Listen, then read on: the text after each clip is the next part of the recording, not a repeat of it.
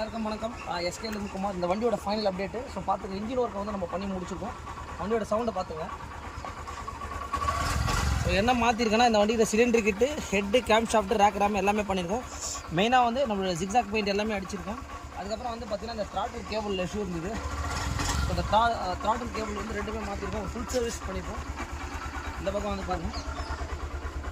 So இங்கெல்லாம் வந்து பார்த்திங்கன்னா நம்மளோட ஜிக்ஸாக் தான் பண்ணியிருக்கோம். ஸோ எவ்ரி திங் பண்ணியிருக்கோம். பம்பரு எல்லாமே பண்ணி முடிச்சிட்டோம். ஸோ இந்த மாதிரி எந்த வண்டியாக இருந்தாலும் கண்டிப்பாக வந்து எஸ்கே பஸ்ஸில் கான்டாக்ட் பண்ணுங்கள். பாருங்கள், இந்த வண்டி வந்து என்ன வண்டினா ஷைன் DS6 வண்டி ஐலிங்கில் தான் நிற்கிது. இன்ஜினோட பீட்டையும் செக் பண்ணிக்கோங்க. ஸோ கிட்டத்தட்ட ஒரு 60,000 கிலோமீட்டர் இருக்கும் வண்டி. ஸோ இந்த வண்டி வந்து நம்மக்கிட்ட ஒரு கம்ப்ளைண்ட்காக கொடுத்தாரு.